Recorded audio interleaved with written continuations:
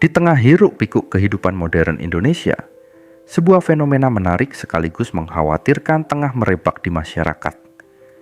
Mabuk agama, sebuah kondisi di mana seseorang atau kelompok masyarakat begitu tenggelam dalam ritual dan simbol keagamaan hingga mengabaikan aspek-aspek penting dalam kehidupan, terutama kesejahteraan ekonomi. Fenomena ini tidak hanya terjadi di kalangan Muslim sebagai mayoritas, tetapi juga merambah ke pemeluk agama lain di Indonesia. Dalam beberapa tahun terakhir, media sosial dipenuhi dengan berbagai konten keagamaan yang viral, mulai dari dakwah singkat yang dikemas dalam format Reels Instagram, hingga live streaming kajian keagamaan yang berlangsung berjam-jam. Menariknya, konten-konten ini seringkali lebih menonjolkan aspek performatif agama dibandingkan esensi ajaran yang sebenarnya. Misalnya, bagaimana seseorang lebih sibuk mempermasalahkan panjang celana atau model jilbab, ketimbang memikirkan bagaimana caranya mengembangkan diri atau meningkatkan taraf hidup keluarga. Di kalangan Muslim Indonesia, fenomena ini semakin menguat seiring dengan tren hijrah yang marak beberapa tahun belakangan.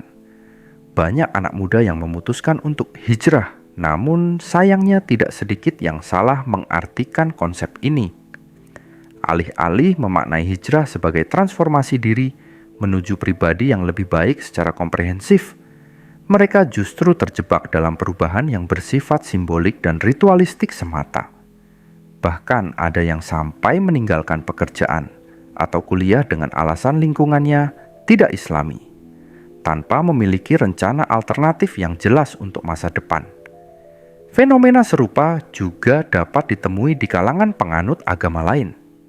Misalnya, bagaimana sebagian umat Kristiani lebih mengutamakan menghadiri berbagai kegiatan gereja dibanding mengurus kesejahteraan keluarga, atau bagaimana beberapa penganut Hindu menghabiskan tabungan mereka untuk upacara-upacara besar, meski kondisi ekonomi sedang sulit.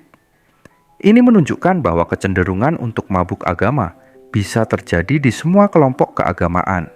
Media sosial memainkan peran besar dalam menguatkan fenomena ini. Platform seperti Instagram, TikTok, dan YouTube dipenuhi dengan konten-konten keagamaan yang seringkali menyederhanakan ajaran agama menjadi sekadar ritual dan simbol. Misalnya, bagaimana kesuksesan dakwah sekarang lebih diukur dari jumlah viewer dan like ketimbang perubahan nyata dalam masyarakat. Atau bagaimana ceramah-ceramah singkat di media sosial lebih mengutamakan aspek menghibur dibanding substansi ajaran yang mendalam. Yang memprihatinkan, fenomena ini mulai mempengaruhi cara pandang masyarakat terhadap pendidikan dan pekerjaan. Tidak jarang kita mendengar ungkapan seperti, yang penting ngaji, masalah rezeki Allah yang atur, atau lebih baik fokus ibadah daripada sekolah tinggi-tinggi. Padahal, jika ditelusuri lebih dalam, semua agama mengajarkan pentingnya keseimbangan antara urusan dunia dan akhirat. Islam misalnya memiliki konsep rahmatan lil alamin yang mengajarkan bahwa kehadiran agama seharusnya membawa kesejahteraan bagi seluruh alam, termasuk dalam aspek ekonomi dan sosial. Dampak dari fenomena ini mulai terlihat dalam berbagai aspek kehidupan masyarakat. Banyak keluarga yang mengalami kesulitan ekonomi karena salah memprioritaskan antara kewajiban mencari nafkah dan aktivitas keagamaan. Ada yang rela berhutang demi bisa umrah berkali-kali, sementara kebutuhan pendidikan anak terabaikan. Ada pula yang memilih meninggalkan pekerjaan tetap demi bisa lebih sering mengikuti kajian, tanpa mempertimbangkan bagaimana mencukupi kebutuhan keluarga selanjutnya. Di kalangan anak muda, dampaknya bahkan lebih mengkhawatirkan. Banyak yang mulai kehilangan daya saing di dunia kerja karena terlalu fokus pada aktivitas keagamaan dan mengabaikan pengembangan skill. Beberapa bahkan sampai putus kuliah karena menganggap pendidikan formal tidak penting dibanding ilmu agama.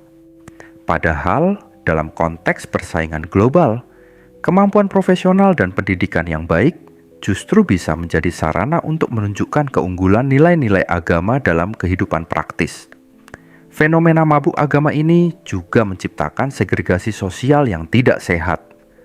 masyarakat mulai terkotak-kotak berdasarkan tingkat kesalehan, yang seringkali diukur dari hal-hal yang superficial. Misalnya, bagaimana seseorang dinilai lebih saleh hanya karena sering posting kegiatan pengajian di media sosial, atau bagaimana seseorang dianggap kurang religius hanya karena penampilannya tidak sesuai standar kelompok tertentu. Di era digital ini, monetisasi konten keagamaan juga menjadi masalah tersendiri. Banyak bermunculan ustaz medsos atau pendakwah digital yang lebih mengutamakan jumlah pengikut dan pendapatan dari konten ketimbang kualitas ajaran yang disampaikan. Akibatnya, masyarakat sering mendapatkan pemahaman agama yang dangkal dan tidak kontekstual. Hal ini diperparah dengan algoritma media sosial yang cenderung menampilkan konten-konten yang sensasional dan provokatif. Dalam konteks yang lebih luas, fenomena ini juga berdampak pada produktivitas nasional. Ketika banyak orang lebih memilih menghabiskan waktu untuk aktivitas keagamaan yang berlebihan dibanding bekerja atau mengembangkan diri, secara tidak langsung hal ini mempengaruhi pertumbuhan ekonomi. Belum lagi jika melihat potensi SDM yang terbuang karena salah dalam memahami dan mengamalkan ajaran agama. Lantas, bagaimana seharusnya kita menyikapi fenomena ini? Jawabannya tentu bukan dengan mengesampingkan agama, melainkan dengan memahami dan mengamalkannya secara proporsional dan kontekstual. Semua agama pada dasarnya mengajarkan keseimbangan dalam hidup. Dalam Islam misalnya, ada konsep wasatiyah atau moderasi yang mengajarkan pentingnya mengambil jalan tengah dalam segala hal. Demikian juga dalam ajaran agama lain yang umumnya menekankan pentingnya keselarasan antara kehidupan spiritual dan material. Para tokoh agama dan cendekiawan memiliki peran penting dalam mengedukasi masyarakat tentang cara beragama yang seimbang.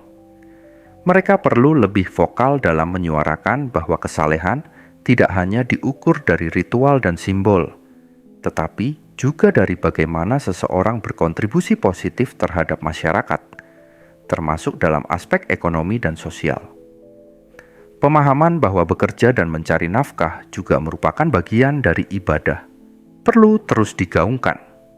Pemerintah dan lembaga pendidikan juga perlu berperan aktif dalam menangani fenomena ini. Misalnya dengan mengintegrasikan pemahaman agama yang moderat dan kontekstual dalam kurikulum pendidikan, atau dengan memberikan pelatihan keterampilan berbasis nilai-nilai agama. Hal ini penting untuk membuktikan bahwa spiritualitas dan profesionalitas bisa berjalan beriringan. Di tengah masifnya informasi di era digital, masyarakat juga perlu dibekali kemampuan literasi digital yang baik.